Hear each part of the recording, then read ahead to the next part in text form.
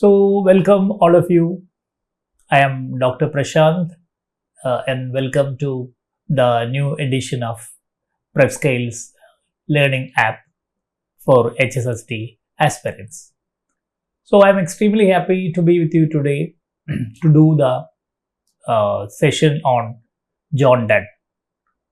And as you see, you can also see my slide as in an inserted box, and maybe you can read and listen to my class alongside with that. Maybe I would like to tell you initially that this particular examination, as I have been telling you again and again, needs to be prepared from a altogether different point of view, because you need to pay minute attention to the text and also the author and the time, because questions are set or may be given in a pattern of MC, unlike what you are used to with UG and PG examination, where you have to write the paragraph question, essay question, etc. So here the focus has been diverted to a multiple choice question. See, when you can expect a multiple choice question is that when there is a reference to something outside the text, when there is a reference to a particular expression in the text, when there is a reference to any incident in the life of the author. So for us, it is always important to have a look at the author, the time, as well as the text. So I'll be focusing or maybe engaging a class based on this particular pattern. So you can follow me in that particular fashion. So let us move to the first slide. Historical and literary period of John Donne. So here we would like to discuss two poems that are prescribed in your syllabus under module 1. The first poem is a sonnet titled Batter My Heart. It's also called a Petrarchian sonnet in the Petrarchian tradition. I'll be going to detail about that later. And my introduction to John Donne is an introduction for this poem as well as the next poem, Canonization. Though we will have a separate introduction to these poems separately, we initially begin with a general introduction to John Donne. So he was born in 1572, as you understand, the end of 16th century, and died almost along with the age of Shakespeare, maybe 1631. Jacobean into late Elizabethan era. And he can be considered as neither as a Jacobean writer nor as an Elizabethan writer, but as a metaphysical writer, because this is a term attributed to the poetry of John Donne. Actually, it is a wrong attribution, though this attribute came much later by Dr. Johnson, who lived almost a century later. But this is attributed to these group of writers as metaphysical, because they were actually not metaphysical, they were very much physical. But the label was accidentally struck, just like you name a child in our contemporary scenario. But he or she may not display that quality of that name at times, right? It happens like that. For any naming, it has to be like that. And he is a central figure in metaphysical school of poetry. Along with that, you have Herbert. He was a religious poet. Andrew Marvell, with whom I think you're more familiar with in poems like maybe To My Coy Mistress and other poems. And Henry Wong. So these are the other names you need to be familiar with. You may get a question from any of these writers. So you may get a question like maybe name a metaphysical writer other than John Donne. So you have to be familiar with these names. And his poetry bridges a Renaissance humanism and also modern intellectual consciousness. And I would like to tell you that there is no other writer like Donne who has been revived very much in the 20th century. Especially that credit goes to T.S. Eliot. And T.S. Eliot even constructed jargons like unified sensibility, dissociation of sensibility in his essay, Metaphysical Poetry. So he is a kind of a writer who was very much fond of, even in the 20th century, almost after 400 years after his death. So that is one of the reasons why we hail John Donne as a great writer.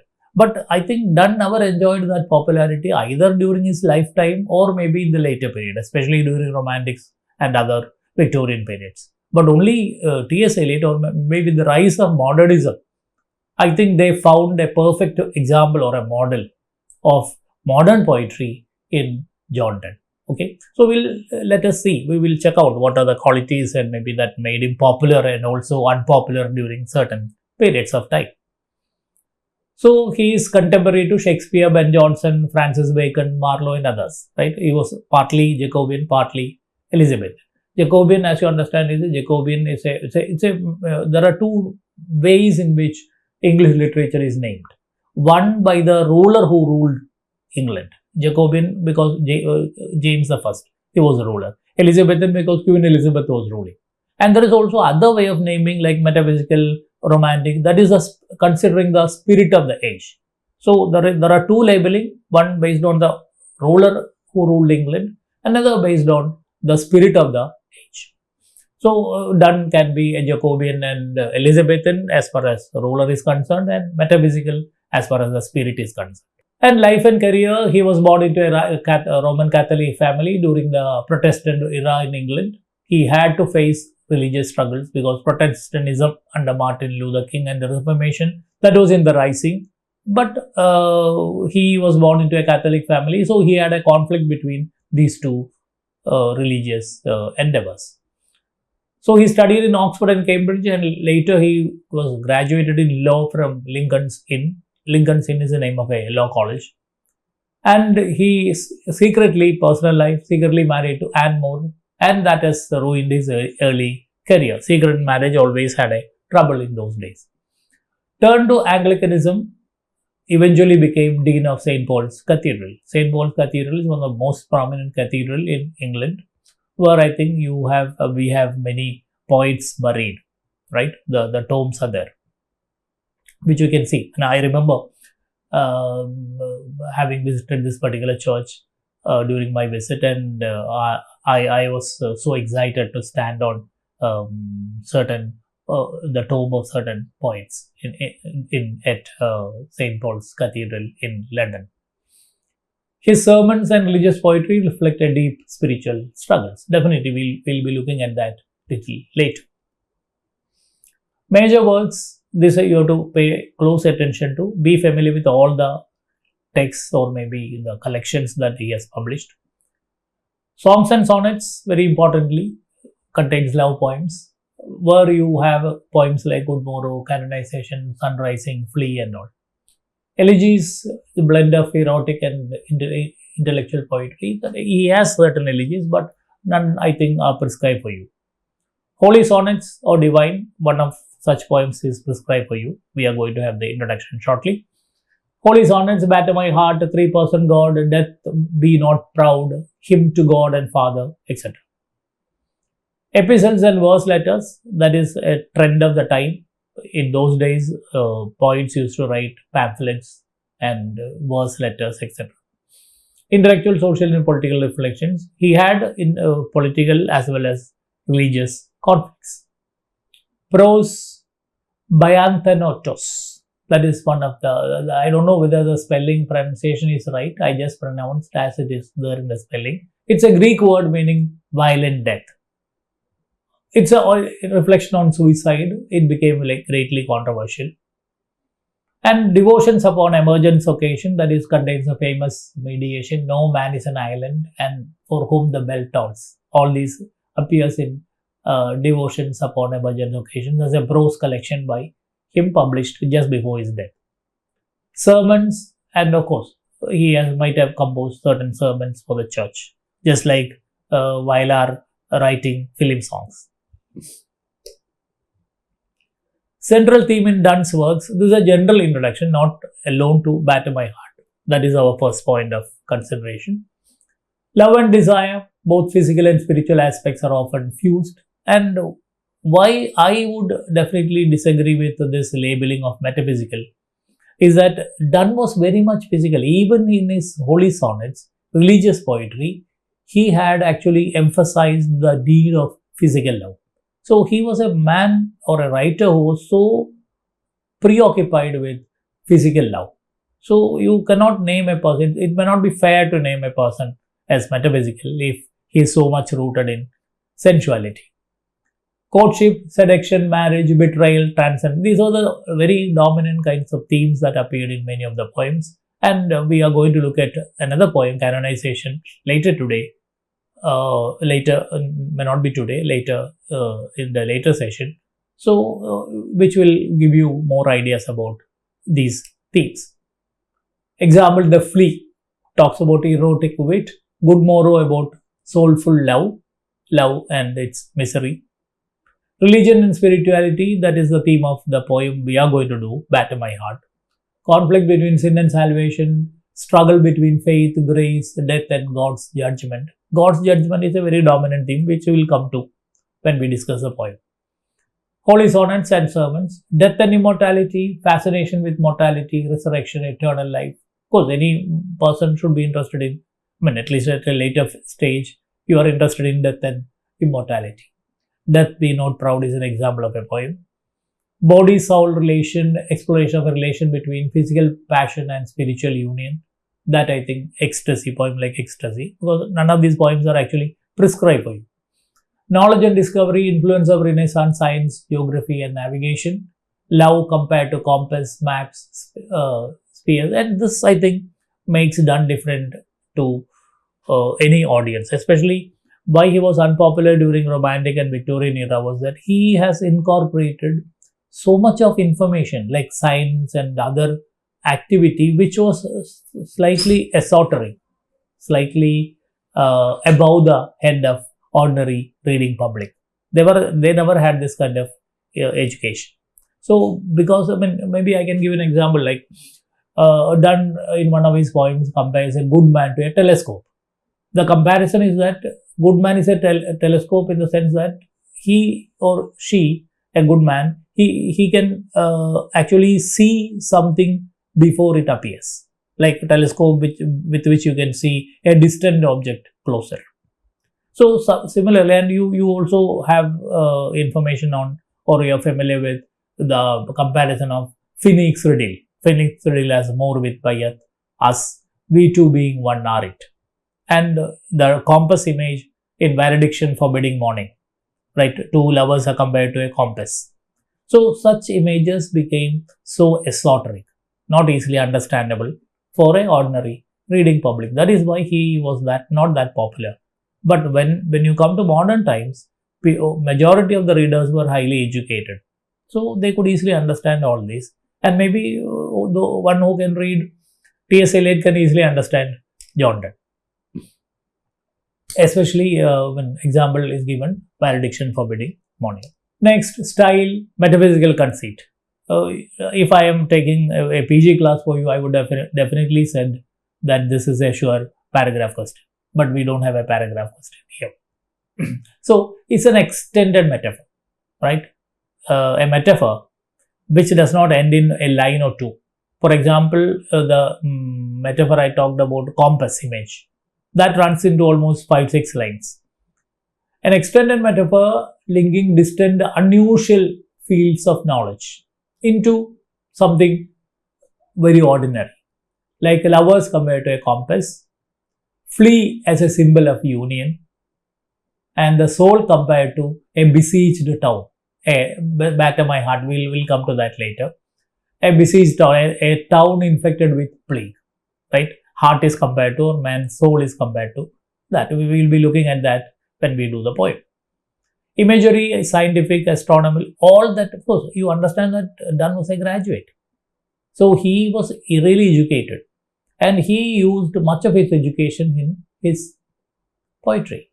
That is why Dr. Johnson later, commenting on John Donne, said that he perplexes the mind of the fair sex with speculations of philosophy. So philosophy could not be understood by ordinary people. So Donne was actually ridiculed or maybe condemned by, because he used much of science in his poetry. Religious, even God is considered as a lover, judge, king. Everyday objects elevated to metaphysical significance. So you come across something very ordinary being converted to something which was never thought of in that particular way. Just like I said, good man is like a telescope. Body is not just sensual but symbolic of union between soul. We will be looking at this point later when we do the poem Batter My Heart. Language is conversational with abrupt opening, especially a poem like Canonization, for God's sake, hold your tongue, let me love. Some kind of abrupt opening, which is a characteristic feature of metaphysical poetry. Fusion of passion and intellect. So he very often combined both passion as well as intellect. So relevance. Donne revolutionized English poetry, may not be during his lifetime, and rejecting smooth idealized Petrarchian tradition. And his poetry captures intellectual ferment of Renaissance England, science, religion, politics, exploration, discovery. He was deeply personal but universally relatable in his expression of love. I think the best poems by Donne are of love poems, faith and morality. His metaphysical style later influenced later poets like Herbert and Marvell, and also modern thinkers or writers like T.S. Eliot, who admired Donne's unified sensibility, still relevant, and the complexity of thought, and ability to connect everyday life with eternal questions. I think T.S. Eliot has an essay with the title Metaphysical Poets, where he hails Donne as the greatest writer of all times. In short, Donne is a quintessential metaphysical poet, uniting passion and intellect, spirituality in style and marked by wit, conceit and intensity, and making his claim to be one of the best writers in English. This actually a slide is for you to consider. So I may not be spending much time on this slide as we have to finish this in time. So I've actually given you a poem, name of the poem on the left side, and the central theme and the key concept, because you might get a question, because Donne is so popular an author that any question paper would definitely contain 1 or 2 questions from this area. And it may not be, or it need not be from your prescribed poem. It can also be a very general kind of a poem. So the flea, as actually seduction is a central theme, union of lovers, trivialized, simply considered very silly. The flea sucking blood from both lovers, physical union without sin. That's the attribution. One of the best poems, I think, on Donne. If you find time, you can just go through it. It's a short poem, not very long. So you can just find how this idea is wonderfully carried out in that poem. Good Morrow, again, very interesting poem. Why does you through curtains and windows call on us? Busy, unruly sun. That is how it begins. So he finds fault with the sun who rises early because lovers were having a good time, thinking that night will never be over. So when day breaks, I think they have to part. So that is the context of the poem. Sunrising, definitely. Sunrising was that poem that I just quoted. Busy old fool, unruly sun. That is the opening of Sunrising. Good Morrow also almost the same theme. Canonization, which I think we are going to do later. The next poem prescribed for us. We'll be doing that in detail. Valediction, very important poem and more popular. Actually, that poem, I think, has a better chance of getting a general question. Spiritual bond in separation, lovers compared to 2 legs of a compass. Then ecstasy, elegy, holy sonnet 10, all these I've quoted. You can just go through these slides and the meaning. Then Batter My Heart, that is our poem that we are going to do next. Intense plea for spiritual renewal. And soul as besieged town needing violent redemption by God. So he compares the soul as a town infected with disease like plague, and only God can elevate. That's a plea, or that's a kind of appeal he makes in that poem.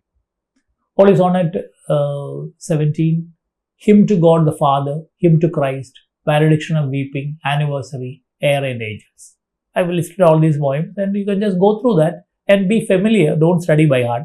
Be familiar. If a question comes, you can easily handle that. Batter my heart. So this is a poem, Batter my heart, 3% God. I quoted the entire poem and we will be discussing the entire poem here. So you need not go to any other website and collect the poem. So as far as Donne is concerned, or the poems of Donne are concerned, I think I have quoted the poem and I have the full text with me. But when I do other poems, longer poems, you may have to read the poem first and then listen to my class. So I'll be making the statement in the beginning itself. One of Donne's most popular holy sonnets. Whether this sonnet is actually holy or not, we'll have to look at. I have doubts.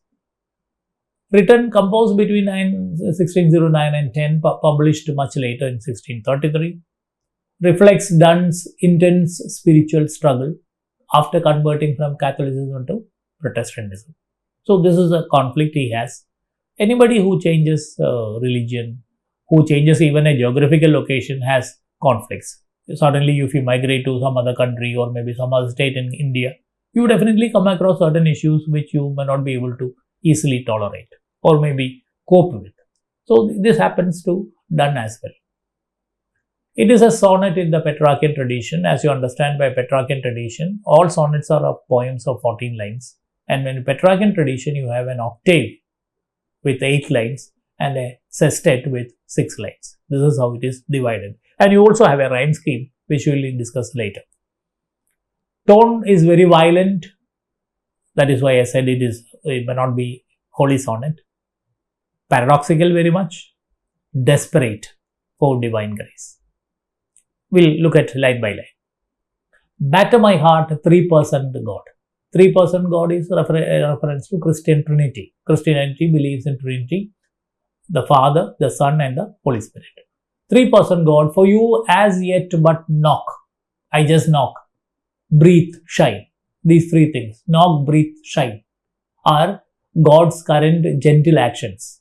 So I am here for you to knock, breathe and shine. For you to knock in the sense, for you to tap and make me breathe and then shine. So he was quite concerned about his conversion and the punishment that would await. Because he was never sure whether this conversion he did was actually right or wrong. Or he was a bit confused with respect to the attitude of God towards his conversion. Or maybe his religious faith. And faith, as you understand, can never be logical. Faith is very blind very often. So you just believe that things will happen in this way. And Donne was actually, being a scholar, being a scientist, he was might have been a bit concerned about the logic of faith. So he was between the two worlds, whether he belongs to this world or to that world. And he seek to mend, and I desire to mend my soul, to patch it up, that I may rise and stand. I may avoid my confusion and stand firm and on faith. Overthrow me if I stand up in a false way. If I stand up in a different way, just overthrow me and bend your foes and to break, blow, burn and make me new. Just like you remember, just like iron is heated and made as a weapon, or more like a gold ornament which is being created from a unattractive or maybe a shining metal, the block of, or maybe the bar, gold bar, as you understand, which is not very attractive thing. From that gold bar, I think a person who does make ornaments, he or she can make a wonderful ornament from an unattractive gold bar. Similarly, you, if at all I stand and rise, overthrow me and bend with your force, break, blow, burn and make me. So he would like himself to be subjected to God's power. And then let God overpower me and make me something new. Just like a smithy or like a carpenter who makes from a wooden block something very beautiful. So the speaker asks God to violently batter him. Batter meaning hammer heavily, right? So this is the idea, batter my heart.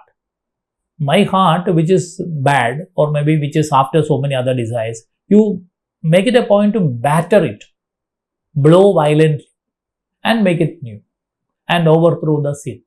So let my eye be purified by God's, subjecting myself to God's power. Violent verbs like break, blow, burn suggest purification by destruction. This is what exactly I was trying to tell you in the beginning. You have a purification, so the person or the speaker of the poem wanted to be purified. How he is to be purified? He should be purified by a violent method, not a very kind of a soft method. And the summary, as you understand, the first line, first 4 lines, summary of the first 4 lines is that the poet pleads for a radical, forceful divine intervention to renew his soul. So you may be, and if you have been good in Bible, you may be you may remember about the conversion of Saint Paul. The original name of Saint Paul was actually Saul, S-O-U-L, and he later converted to with a new name, Saint Paul. And Saul, while traveling on a horse, he was struck by God with thunder, and he fell down from horse and he turned blind. Then his eyesight was restored by another person called Ananias when he met Ananias at Damascus. That's a Bible story. So you're reminded of that. So God struck a person because Saul was an unbeliever. So God wanted Saul to come to his side. So he punished him and made him blind. Then only he embraced him and took him to his fold. Similar, I think Donne is actually pointing at a similar idea. Like you use your force and subject me to feel your power. Then you change me to something new. Next 4 lines. I like an usurped town to another due. This is where the image of a city comes. I am a usurped town. Usurp is actually the meaning of usurp is take away by force or by unlawful means, right? You remember a king being usurped, meaning king is thrown out in a very foul manner and somebody takes it overpowers, not in a legal manner. Labor to admit you, but oh, to no end. Reason, your viceroy in me. That's a beautiful expression. I have my conscience, my mind, which is my intelligence, which you only gave me because God only put intelligence into myself. My viceroy in me, who leads me to directions from inside, me should defend, but is captived and proves weak or untrue. Meaning, the speaker compares himself to a town captured by an enemy, or either Satan or a sin. And though he tries to let God in, he fails because the sin occupies in him. So he is laboring to admit you, but he is actually occupied by somebody else, the reason, which fails to accept or make God enter into himself. So what do? You should kick out somebody within me and then occupy that place. Reason is God's viceroy in man, but reason is captived, meaning it has been enslaved by weak or even treacherous entity like Satan or sin. So he wanted God to take a seat in him by kicking out either Satan or sin, who at present occupies that particular place. So he wanted God to make him reel under his power and kick out somebody who is there, already there, occupying his seat. So let God overpower him and then change him to somebody good. Human reason corrupted by sin cannot save the soul. Divine force is needed. Because I think at this point he makes a distinction between the reason, logic, and that of belief, of course, which are contradictory, because belief is blind. You don't need a proof to believe something, whereas logic, you need proof to believe. So he says that reason is by and far satanistic or satanic, whereas belief is something where you can jump into. So he wanted belief to be substituted with reason. That is the overall sense in this particular line or stanza. Then next stanza. Yet dearly I love you. That is to God, the love for God. And would be loved fain. And I am betrothed unto your enemy. Though you are my lover, I am actually married to, I am already have an alliance with your enemy. So you kick me out and save me. Just like you remember a lover making a beloved, or maybe a lover making a plea to the lover that let she be rescued from the villain who is going to marry her, something like that. So here you find a triangular love between the person, Satan, and God, because Satan has occupied the position, but she wanted, or this particular person wanted God to overpower Satan and woo him or marry him. Betrothed to my enemy, divorce me and unite or break that knot again. Knot is the wedding knot that he already has with enemy. Take me to you, imprison me for I. So I think there is a run-on line. We'll have to look at the next line as well. So I'll be explaining this particular last line when I do the next slide, especially the last expression for I. Take me to you, imprison me. So this is a very interesting observation. Like, you take me to you and imprison me in your jail or wherever you are, so that I will never run away from you. So look at this. So just like saying that you imprison me so that I will be with you. Otherwise I would move out, or I will be attracted by some other activity outside. So the paradox is that, of course, he is betrothed to God's enemy. That's I have already explained. He begs God to break his sinful union by force. And the paradox is that he asks God to imprison, because only God's captivity brings freedom. So this is an irony, or maybe paradox. You will be free only if you are imprisoned. So this is a contrast or contradiction you have in this point. So for example, he means to say that let I be imprisoned so that I will be free from my influences on sin and Satan. The soul is trapped in a sinful bond.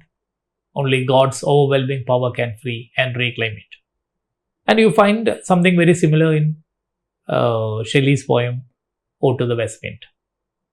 Only something uncontrollable like west wind can free me from all the clutches of ordinary mundane life. So similar expression here. And you see the last line, for I just wanted you to remember, add to this line, for I, except you enthrall me, enthrall is again imprisoned, never shall be free. So that paradox gets fulfillment here. Unless you imprison me, unless you put me in a particular room, lock me into a room, I will never be free. Actually, locking in somebody in a room is actually captivity. But he says, lock me into a room so that I will be free. The meaning is that lock me into you or onto you so that I will be free from my sin or Satan. For nor ever chaste except you ravish me. This is the next and last paradox. And ever chaste except you ravish me. When you ravish me, then I'll be chaste. Ravish actually, the meaning is molest, rape, all that meaning can be attributed. only when you rape me, I become chaste. Actually, chastity goes when somebody is being molested. So he wanted him to be subjected to God's power so that he remains chaste. Shocking paradox, he can only be pure, chaste, if God ravishes, violently possesses, or rapes him. Rape, I think, is not a right word to be associated with God, but I was just trying to make you understand the word meaning. Suggests both mystical union and erotic surrender. So that is why even in his holy poems, even in his religious poems, he never underplayed the importance of physical love. Even here he asks God to rape him, or maybe molest him, or maybe to take consider him as a slave, so that he'll be chaste and free. Donne's metaphysical blending of love and sexual imagery with theology or spirituality becomes relevant at this point. True holiness requires complete surrender. That's a overall sense you get from the poem. Even violent divine invasion. This is exactly what he is trying to project. So when you look at the central themes, sin and human helplessness, the soul is like a captured town or a bride bound to God's enemy. Human effort and reason are insufficient to reach to God. So he wants God's intervention. He is actually betrothed or married to sin or Satan. Now he wanted God to break that knot and take him away and imprison him so that he'll be on his side. Violent grace. Poet seeks not gentle correction but drastic divine intervention. So nothing soft is advised. He wanted to subject himself violently to God's absolute or mighty power. Paradox of freedom is that only God's imprisonment brings true liberty. Only his violent possession brings purity. So these are the two paradoxes you find in the poem.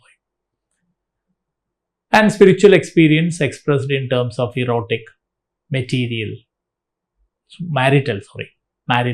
terminology of marriage.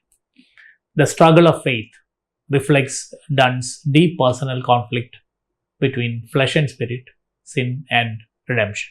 That is the overall summary you find in this particular poem.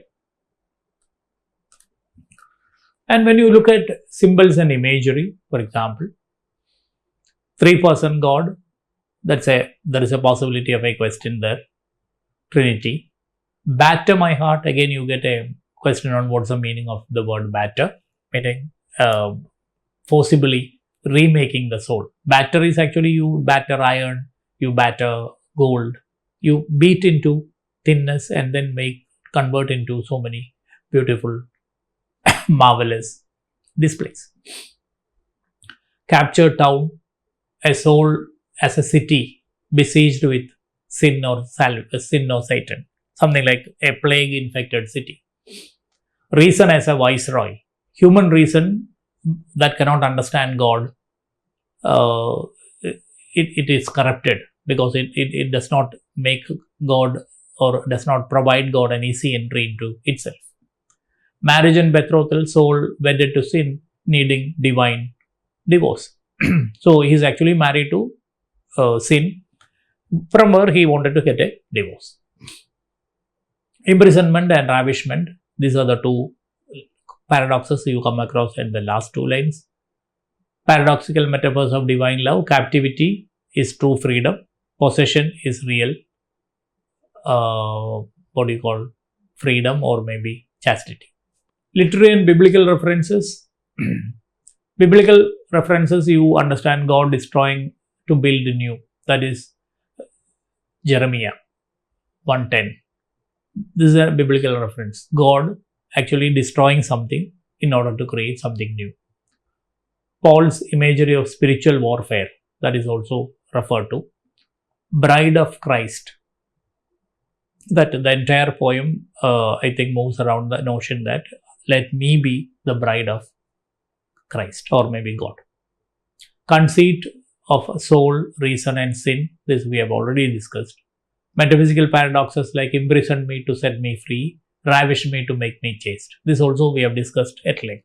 Form of the poem, Petrarchan, as I said earlier, this is an explanation you are waiting for. Contains 14 lines, the meter is iambic pentameter. I might be doing a session on meters later. So what you understand is that pentameter has 5 foot in a single line with a pattern called iambic, which is short followed by long. So you have a short and a long syllable in 1 foot. Similarly, you have 5 foot. Approximately maybe 10 words or maybe 9. If there are long words, it will be, for example, try is a single syllable. Trying is 2 syllables, right? Similarly, you have 10 syllables in a line divided into 5 foot with the same pattern, short followed by long, short followed by long. That is what you understand iambic pentameter. Octave is the first 1 to 8 line, presents a problem, that speaker's sinful state, helplessness and failed reason. And sestet 9 to 14 presents a solution, God's violent intervention is sought. Rhyme scheme ABBA, ABBA, CD, CD, EE. This is a rhyme scheme. And also you have to be particular about this rhyme scheme. You might get a question. ABBA meaning first line and fourth line rhymes. Second and third rhymes.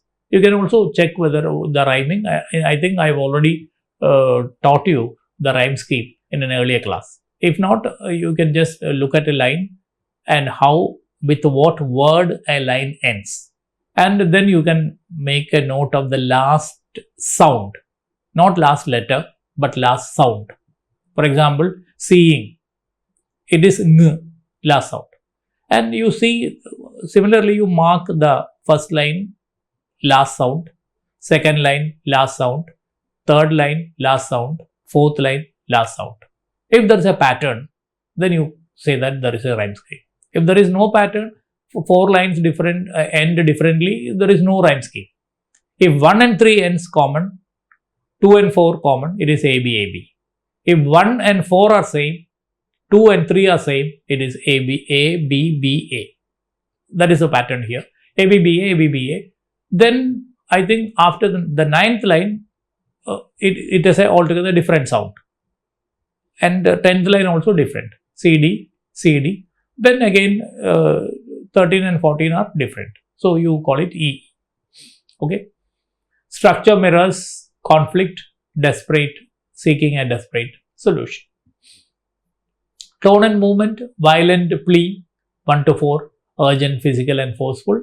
Self-analysis, 5 to 8, reason is being enslaved, man is powerless, guideless. Paradox of love and bondages, 9 and 12, love for God, bound to enemy. Paradox of freedom and God's captivity. And the concluding climax, paradoxical climax, is that erotic spiritual paradox, chastity through ravishment and freedom through enslavement. So this is the movement of the poem. Style, metaphysical conceits, which we already talked about. Paradoxes, that also we talked about. Abrupt opening starts with the violent verb batter, characteristic of Donne's violent openings. Batter my heart, 3% God. Batter is a word meaning bang or maybe blow heavily, right? So you understand that this is exactly what Donne makes the poem to begin with. So the poem moves from violent plea, violent request to acknowledgement of weakness, longing for liberation, and then reaching a paradoxical climax. It is both a sonnet prayer and a confession, focusing Renaissance imagery, cities, law and marriage, and biblical theology and Donne's metaphysical wit. Wit meaning intelligence or intelligent comment. And now I have for you the detailed analysis being summed up in a chart.